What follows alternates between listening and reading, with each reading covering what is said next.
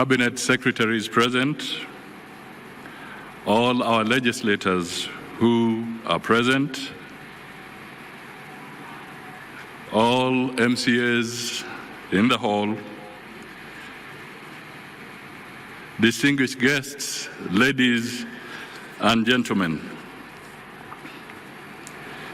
I will try and just make some 2 or 3 points, and then I will hand over my written remarks to the chair of the council so that it can go into your library for further conversation at a later stage. So I'll completely reduce my remarks. But I just want to say that I'm happy. There's usually a phrase in English, they say, in the nick of time. I had seen the program and I was supposed to be scheduled to take the podium at about 4. But thanks to technology, because then I was able to realize that Umwami Raila has arrived, and I had to adjust my engagements elsewhere so that I can be here with him. So, and of course, let me give accolades to Governor Gladys Wanga and her team in the county for putting together a very, very colorful and important function for governors and for the country. Your Excellency Raila, we are standing here because devolution, in a way, is the product of different factions of our political landscape coming together. You will recall that after 2007-2008 elections, the Honorable Raila Odinga and the late Mwai Kibaki brought together what we commonly call the Grand Coalition Government. In the Grand Coalition Government, I was assigned the role of being Deputy Prime Minister and also Minister for Local Government. And through the leadership and guidance of the Honorable Raila and the late Mwai Kibaki,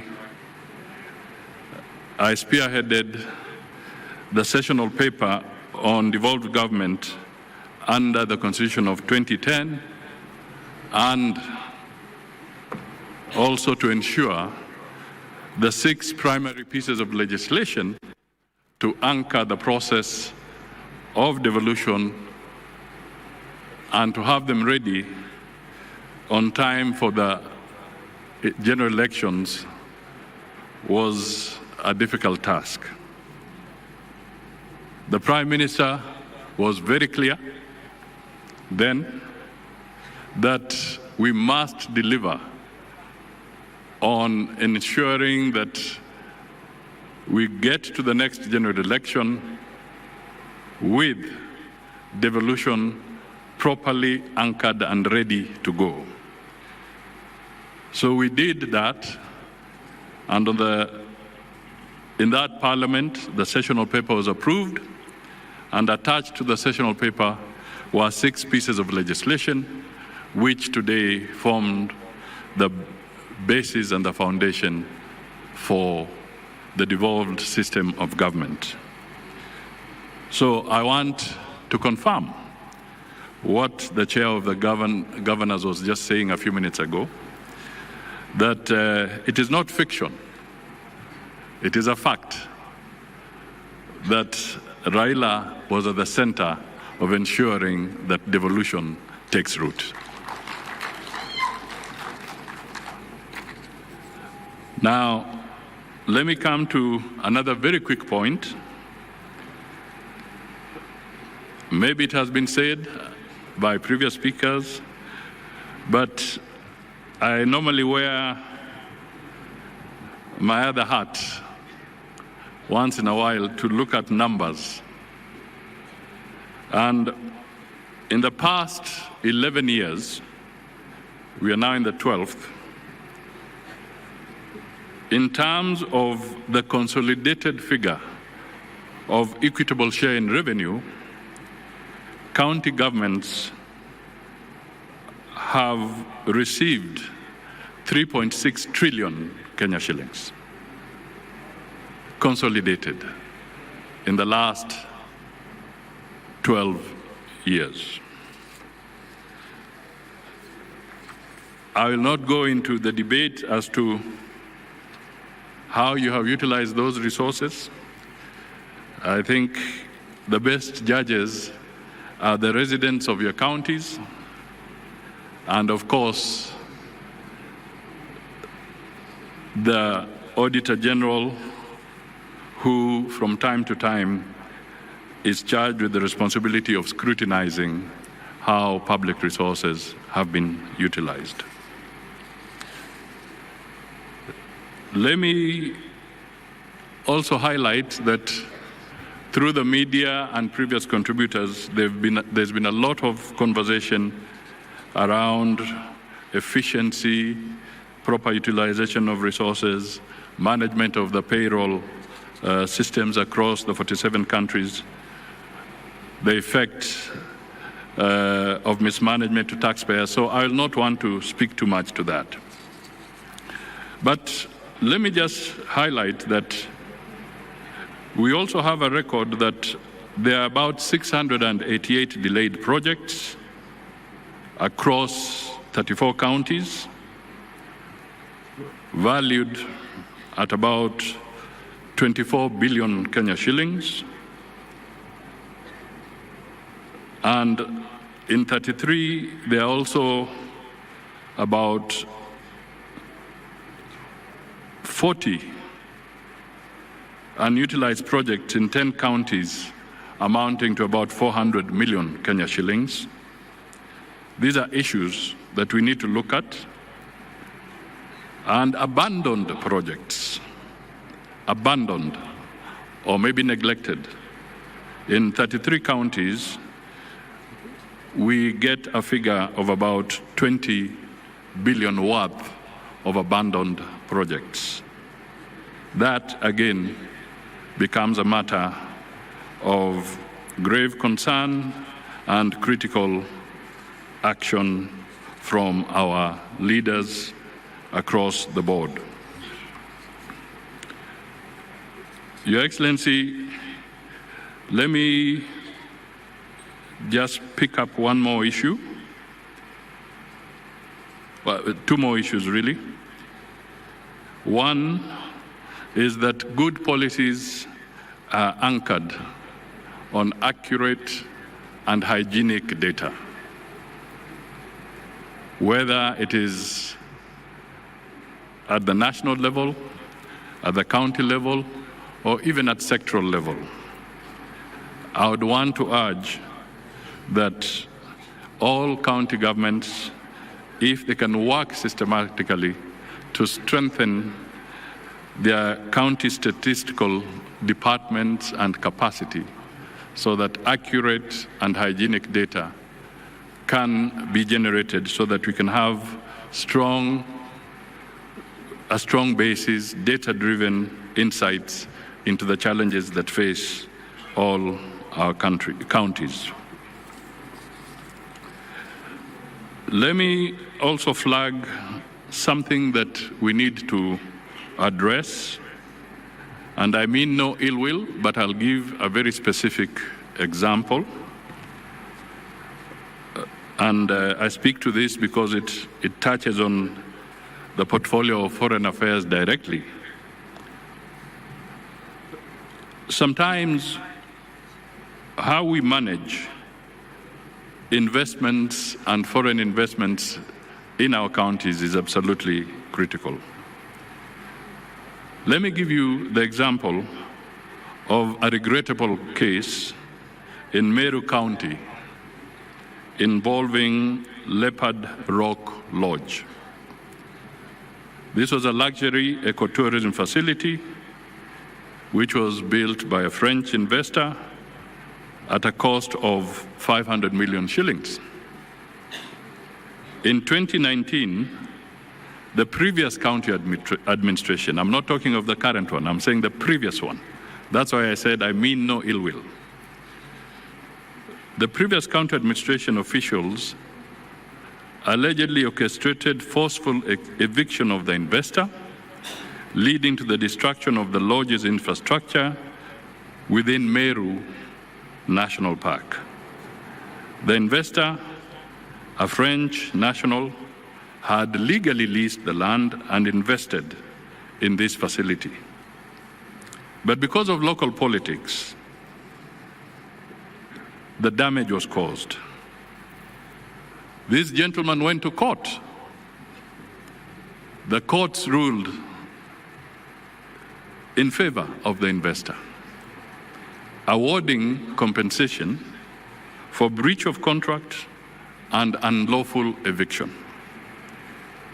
The matter escalated internationally when the French embassy raised concerns with our national government, highlighting the damage to bilateral relations and investor confidence. Ultimately, in May 2025, the national government intervened at a cost of hundreds of millions of shillings, shifting the burden to taxpayers and underscoring how local missteps can impose national costs. So I thought this forum would be important for me to make a passionate appeal to Kenyans in all our 47 counties and leaders in all our 47 counties that competition for foreign direct investment is absolutely essential for growth, for employment, for revenue. And if we do not respect the rule of law in those counties, we cause a lot of damage and the consequences can be very grave. So I wish to encourage that we take corrective action and ensure that investments in our respective counties are properly safeguarded. Finally, let me just talk to the issue that still remains a crisis across the board. And this is garbage collection, solid waste management.